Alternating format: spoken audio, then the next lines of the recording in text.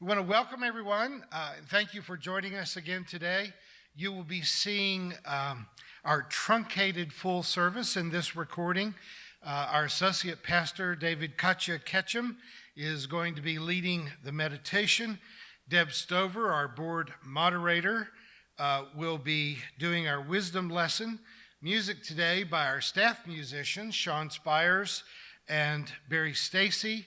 They will be joined in some fabulous vocals from our good friend and church member, Ashley Rose Smith, who is a primary performer on Princess Cruises, which appears to be pretty much dry docked for the next several months. So we'll look forward to having Ashley with us a few times in the future.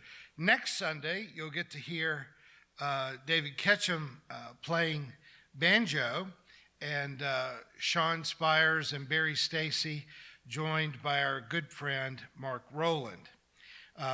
Please bear in mind that at this time, while we are relegated to online services, that we're dependent upon your financial support to stay alive. Our expenses remain approximately 100% the same while we're online as they are in normal times, and so if you will support us, please do. And Rob, if you'll add that image to this statement so that you know how folks can contribute. And I do appreciate all of you who have kind of come out of the shadows. We know that we download 15,000 videos and podcasts per month, but we only have about 100 of our viewers who actually contribute. And so if you can come out of the shadows and become a supporter, that will be very much appreciated. Thanks. Please join me in the meditation. As we unite our hearts and minds in prayer this morning, we seek community with the saints who have lived as examples for us, showing us the way in dark times. We remember Sojourner Truth, who was born into slavery and suffered seeing her own children sold to distant slave masters. Nevertheless, she persisted, gaining her own freedom and the freedom of her children while leading many more of her peers out of the violence of slavery. We also cherish the defiant spirit of Dorothy Day, whose own bishop demanded that she cease her service to the poor and her political challenges to the abuses of landlords. Nevertheless, she persisted, leaving behind a legacy of prophetic teaching and selfless example that lives on in the Catholic worker houses that still serve the poor. We feel the presence of the women who fought for the right to vote, for those who labored singing bread and roses while their employers fought to keep them in poverty. Nevertheless, she persisted. We honor the memory of Rosa Parks, who was warned to respect the color line that kept her and her black peers in a second-class status in America's South. She was told that she could not even ride on a bus seat near the front. Nevertheless, she persisted.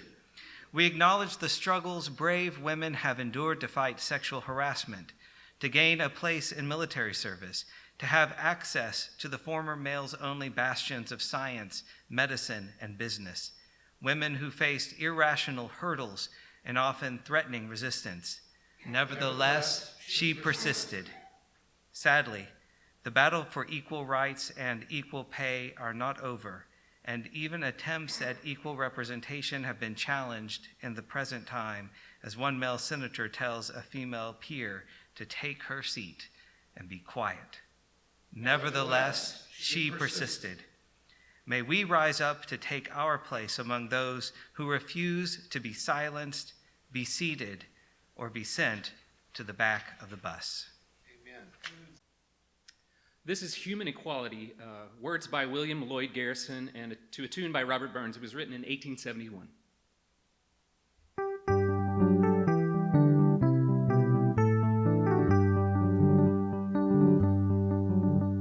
Is there for honest poverty that hangs his head and all that? The coward slave we pass him by, we dare be poor for all that. For all that squares obscure and all that. The rank is but the guinea stamp, a man's a man for all that. But woe for man, proud arbiter, and judgment sore and all that. For heaven's displeasure women incur and crush the weak and all that. For all that and all that, injustice vile and all that, our noble souls will women aid to gain a cause for all that. Down with all barriers that prevent her culture growth and all that, her rightful share in government, in church and state and all that. For all that and all that, her proper share and all that, whatever right a man may claim belongs to her for all. Then hail the day, come when it may, as come it will for all that, when woman's worth o'er all the earth shall honored be for all that. For all that and all that, co-equal free and all that, through her enfranchisement our race shall nobly rise for all that.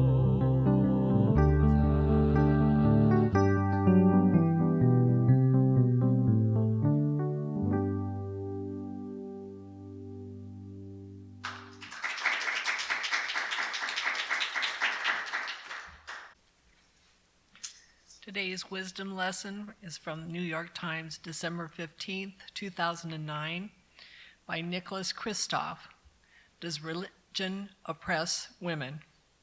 At their most repugnant, the belief that women are inferior human beings in the eyes of God gives excuses to the brutal husband who beats his wife, the soldier who rapes a woman, the employer who has a lower pay scale for women employees, or parents who decide to abort a female embryo. It also costs many millions of girls and women control over their own bodies and lives, and continues to deny them fair and equal access to education, health care, employment, and influence within their own communities. This is an 18th century madrigal piece with lyrics that will make you blush.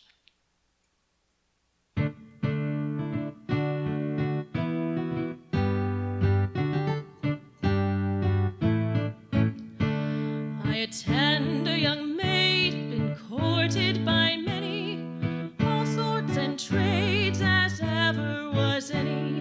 A spruce haberdasher first spake to me fair, but I would have nothing to do with small ware. My thing is my own, and I'll keep it so still, yet other young lasses may do what they will. My thing is my own, and I'll keep it so still, yet other young lasses may do what they will.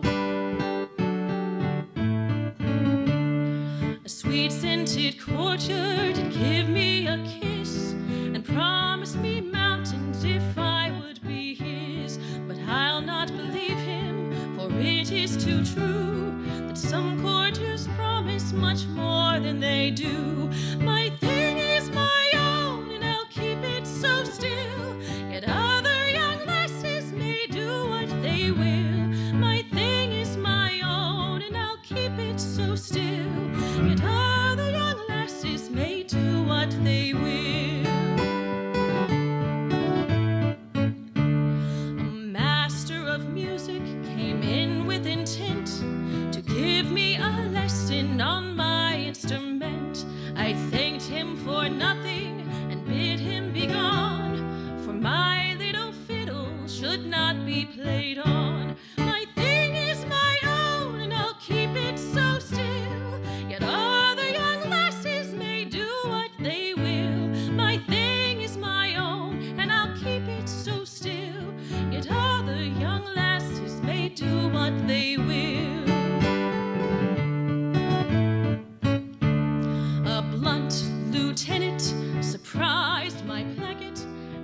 fiercely began to rifle and sack it.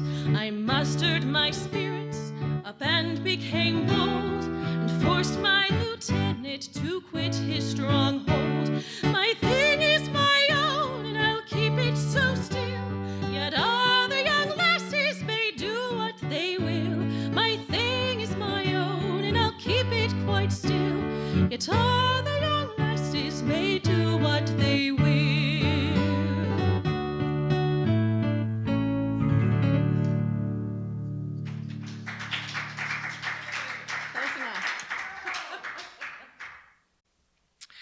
I've never been a fan of Mother's Day sermons. While my mother was alive, I did the whole cards and flowers and chocolate things and visited when geography made it possible to do so. But all the solipsistic sermons on Mother's Day just always irritated me, in part because I have always known women who wanted to have kids, who couldn't, and women who had kids that not only they hadn't planned, but maybe didn't want. And the whole issue of family is such a mixed bag of guilt, manipulation, as well as sacrifice and celebration that I just never wanted to try to speak for motherhood in general, as if everyone experienced it the same way. As I have grown old in the church, I have realized more and more that the issue really isn't about motherhood as much as it is about womanhood.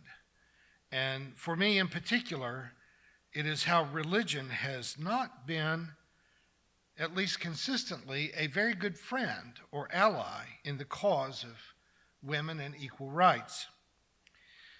Do you remember the powerful speech that Michelle Obama delivered in 2016, in which she commented on the painful irony of having lived for 8 years in the White House, knowing that it was a house that had been built by slaves? Sure, it was an important aspect of the progress made in America that a house once built by the forced labor of African slaves might then be inhabited by the descendants of slaves. I experienced some of that in the church that I served in Kentucky when I was in grad school, which had also been built by slaves.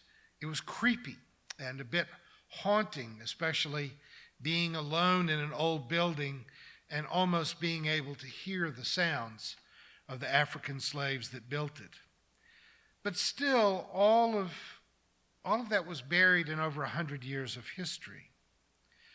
What's taken me another generation to realize is how the church is still enslaving women, setting the boundaries of who they can be, what they can be, what kind of work they can do. Still, I don't want to be guilty of seeing women's rights and the abuses of women purely from a Western perspective.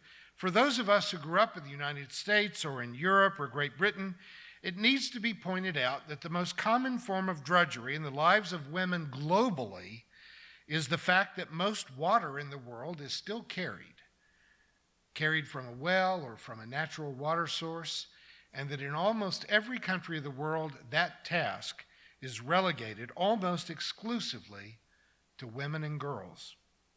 I've seen it. I've seen it in the Middle East. I've seen it in Northern Africa, in Central and South America, carrying water and firewood, which breaks down the skeletal structure of women and dramatically shortens their lives. Another topic that is difficult for us to hear is the practice of what we call female, or what they call female circumcision. We more accurately call it female genital mutilation, in which young girls are made to suffer the painful, dangerous, and humiliation of having their genitals mutilated so that they will never derive pleasure from sexual intercourse. Another way of both controlling women and easing the fears of insecure men who are afraid of the sexual power and potency of women. Globally, women are both feared and desired as sexual beings. Again, this is very difficult for us to allow ourselves to think about, and though it does happen to young boys as well, the majority of people who are being trafficked around the world for sex are young women.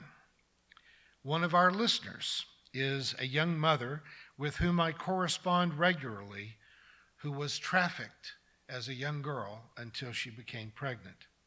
She has survived it. I'm not sure that this is something that anyone recovers from. She tells me that she has recovered. But this happens in Asia, it happens in Africa, and it happens in the United States, mostly in Florida, California, and Texas. The numbers are difficult to cite with certainty, but in those 3 states alone, we have reason to believe that more than 40,000 young girls are trafficked every year. I'm not going to be too specific so that the church doesn't get sued, but I will tell you that there are more than 10 Asian spas right here in Springfield, Missouri, that are just covers for prostitution. They traffic Asian women, mostly Koreans, women who are moved around the country from place to place where they're never allowed to learn to speak English or where they are allowed to make long friendships. So they are simply moved around from truck stop to massage parlor, trapped forever in an abusive cycle from which very few escape with their lives. There was one right down the street from my house just a couple of years ago, and I couldn't believe that the other businesses in the strip mall would tolerate a brothel on their block. And I kept going and saying, you do know that's not just a spa, and finally got enough business owners involved to call the police. They did a raid. And of course, the women were simply trafficked to other locations, and no men were arrested. This is 2020. On the south side of Springfield, within walking distance of million-dollar homes, a high school, an elementary school, and a couple of very big churches. I don't say this to be shocking or offensive. I'm just stating a part of the reality of what it means to be a woman in America in 2020. Normally, when people like us get together to talk about women's issues, we talk about wage disparity, the glass ceiling, the fact that no woman has yet been elected to office as president of the United States. And those are things that we ought to talk about, but you have to talk about those things with the awareness that there are hundreds of thousands of foreign women being trafficked, more than 50,000 domestic trafficked women in the sex trade, as well as other horrors that go on. Now we do have more women serving in the House and the Senate than ever before, but considering the fact that women constitute 51% of the population, their presence in elected office is pretty sad. There are 100 senators, only 26 of them are women, half of what it should be if it were proportional. And in spite of a number of additions of women to the Congress in the 2018 midterm elections, they still just make up 24% of the Congress. Their numbers have grown dramatically over the last 2 generations because they used to be almost symbolic. But still, when women make up half the population, why are they still having to fight for some reasonable representation in elected office? And yes, in many other countries, women have been elected as heads of state, something that we've never accomplished. But it pains me to say this, while India had Indira Gandhi, Israel had Golda Meir, Pakistan had Benazir Bhutto, Argentina had Eva Perón, and there have been more in recent years, especially in Western Europe. But can you name any major Western democracy that has had more than one woman as a head of state, other than England? And I'm not the only person who's not very happy with either one of those. Now, there's a time lag between us and our friends across the pond. But you wait about 5 hours and you will begin to hear some amens coming across the Atlantic. And I'm not here to tell you today that women being forced to carry firewood and water, that female mutilation, sex trafficking, hiring discrimination, the wage gap, election inequities are all the fault of organized religion. But I am here to tell you that organized religion has fostered and helped to perpetuate this diminished role of women from the dawn of time.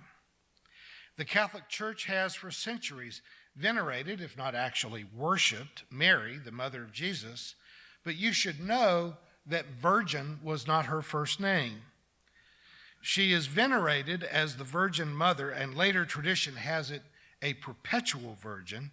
That is, the notion that she was holy and to be honored because she had never had sex. And if you can't see that worshiping a woman because she was forever a virgin is not directly connected to the practice of female genital mutilation, then let me submit that you just don't want to acknowledge the obvious truth. Both are born of the male fear of the power of female sexuality. For centuries, Catholics were encouraged to read daily devotionals that were the lives of the saints, and a huge portion of those saints in those collections of daily meditations were women who had died defending their virginity, hence the whole category of the virgin martyrs. Now imagine being a little girl growing up in a Catholic church, being taught that there are two ways in which women are valuable. One is bearing children, and the other is never having sex. Could that possibly confuse a little girl and undermine her self-esteem and sense of self-worth? It would seem that the Greeks had a somewhat better lock on biology than the early church did. While Greek religions were full of heroes who were born of a divine and mortal union, they never called them virgin births. They didn't call it this, but typically they were a one-night stand with a god, which was probably a better story to tell mom and dad than that the baby daddy was a local fireman you met at CrossFit. Still, for the Greek and Roman demigods, sex was involved. Added to the paradoxical message that women were saved through childbirth, but still expected somehow miraculously to be perpetual virgins, is the fact that for almost all of history, Christians have portrayed God as a man. And then there is, of course, Jesus. And then a whole history of popes, patriarchs, priests, pastors, and decidedly male leadership of church officers, teachers, and ministers. And women have been made to feel like second-class citizens in the whole world of religion, which then has its fingerprints all over the rest of the world. Jews and Muslims have avoided art that depicts God or people, but until very recently, any kind of female leadership or female involvement in Judaism or Islam was extremely rare. Now, it may be stepping outside of my lane to criticize the treatment of women in Islam, and it deserves to be said that most Muslim women have been very clear that while they may, among themselves, be very critical of the strictures that are placed on them, they really don't want to hear from people that are outside of their faith community criticizing the way that women are regulated within Islam. And it's similar, really, in much the same way that gay people are probably getting tired of straight saviors, and black people are weary with white martyrs, and women in general may be getting really, really tired of enthusiastic male feminists. But all I can say is it's my job to deliver 50 lectures on ethics every year, and I cannot help doing that from the perspective of a white male heterosexual. So I've just got to ask you to bear with me on this. Because, really, if I started delivering sermons about cisgen, white, male, heterosexual Americans as if they needed to be liberated, you got to understand the KKK's pretty well got that covered. So I'm going to give myself license to talk about stuff that's not necessarily in my wheelhouse. You have to forgive me, but I have a hard time seeing this as protecting and honoring women. this looks like the subjugation of women and robbing them of both sexuality and femininity. You don't see Muslim men being compelled to cover themselves up in this way. And though it is a style of dress specifically to holy orders of women, it also cannot be denied that there is a Christian precedent as well for covering women up entirely.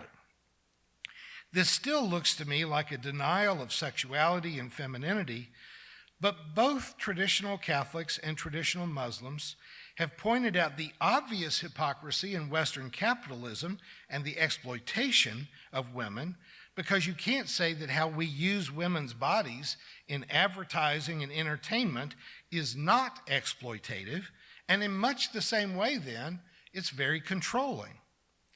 Now I'm going to have to beg your attention for just a few moments more here. Get that image out of your mind and think about the church lady.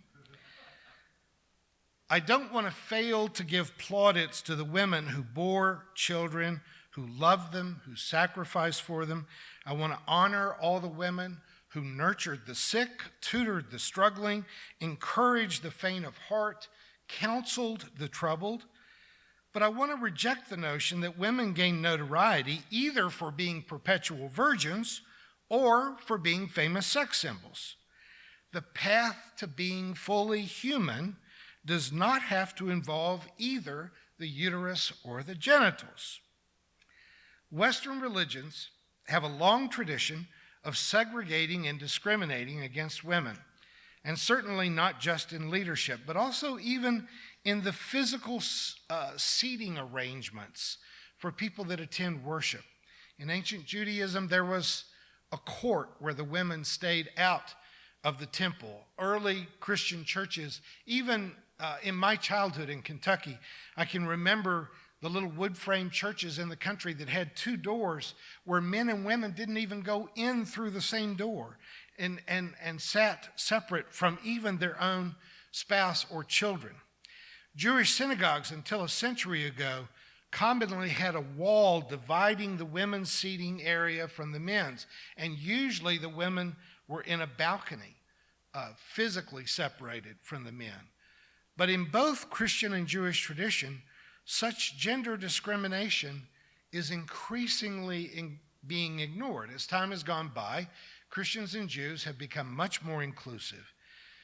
But in Islam, this is still the rule. In fact, even here in religiously conservative Springfield, our local Muslim house of prayer is the only place I know of where women are required to sit behind men in services. One Islamic professor at MSU was defending this practice, saying that if women sat in front of men and bowing in prayer, that men would not be able to control their sexual urges. I'm not sure what that says about Muslim men. I feel like there's some room for growth here.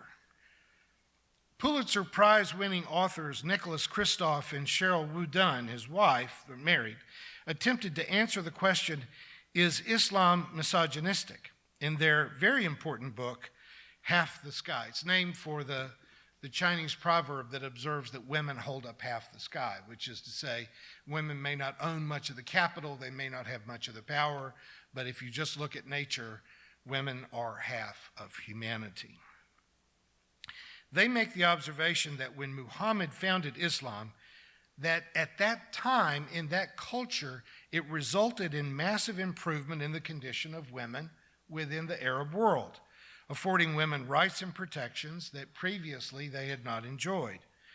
However, rather than ignoring some of the Quran's more discriminatory passages, such as women only having half the credibility of a man in a court of law, or only receiving half of a share of an inheritance that male siblings would receive, that rather than ameliorating those discriminatory aspects of Islam, they've been going in the other direction.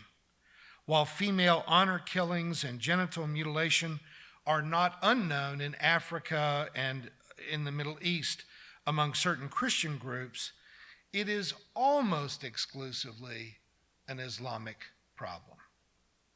I've heard Americans justifying our occupation of Afghanistan as being a force for liberation for women. But Christoph and Wudun write about how a young girl who is just accused of not being a virgin can be sentenced to years in prison. And the women who run those women's prisons advocate for them, saying if they weren't serving time in prison, their families would probably have them killed. Whereas a few years ago in Afghanistan, if a woman showed even an inch of her skin in the marketplace, she might be beaten. Nowadays, it's much more common for them to be publicly raped. Islam must experience a thoroughgoing reformation, and there's just not much else that can be said about that. Now, in the United States, the 19th Amendment gave women the right to vote in 1920. The passage of 100 years of history has been a history of both progress and a number of setbacks for women's quest to become fully equal citizens in the United States. And as you know, there are some things that can become true in the law that do not become true in practice until people will change the way we think.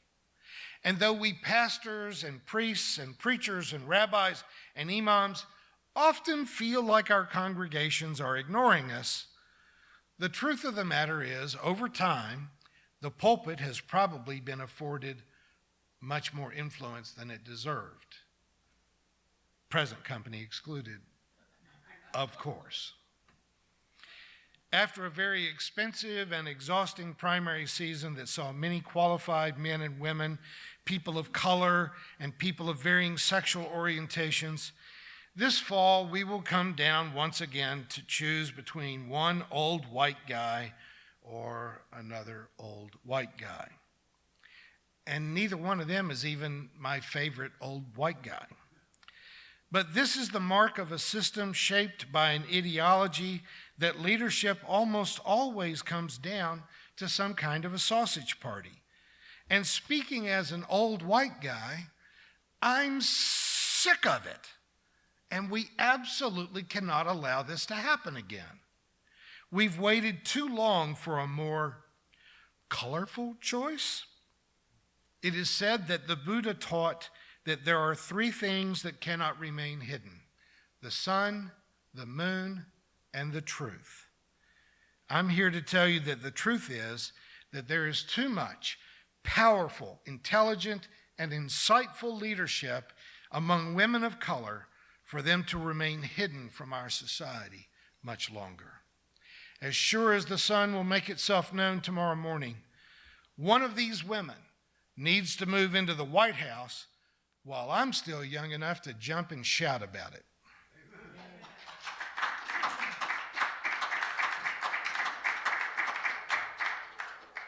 This song is called Quiet by Milk.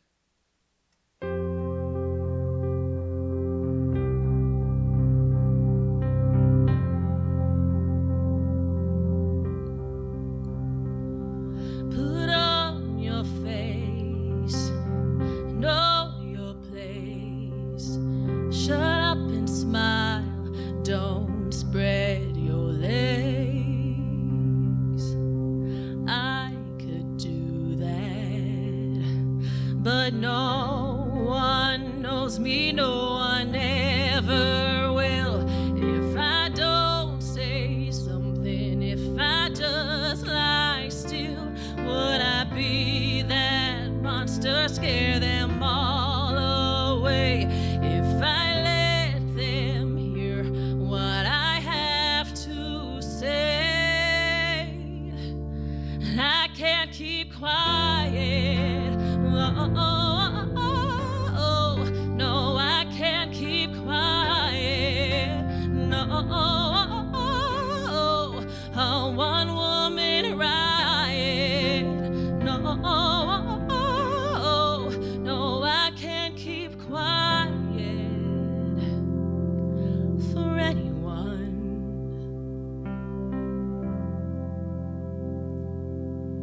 Not anymore.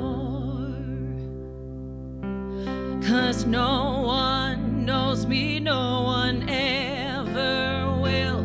If I don't say something, take that dry blue pill.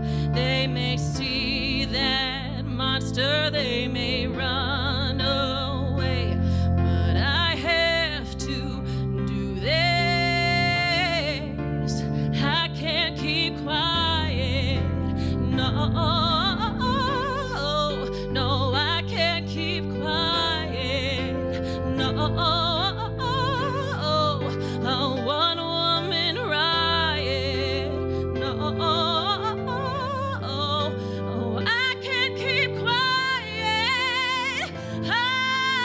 Oh, maybe there'll be someone who understands. No,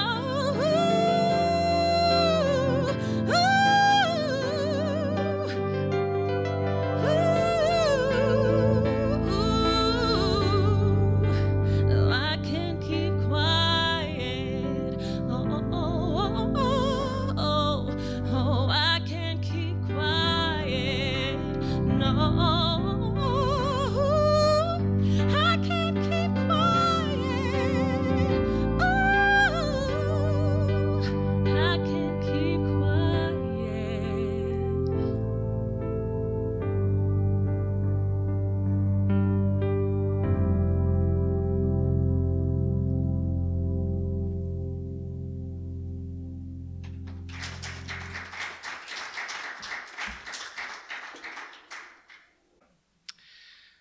Sisters and brothers, I know a lot of you are getting very tired of the lockdown or the social isolation that's being asked of us.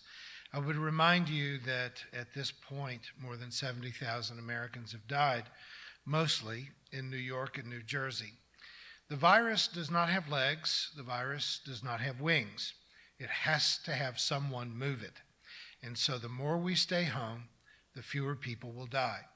I understand that that's economically difficult. I understand that it's socially very difficult. And I can only beg you to try and be patient, try to maintain distance as much as possible.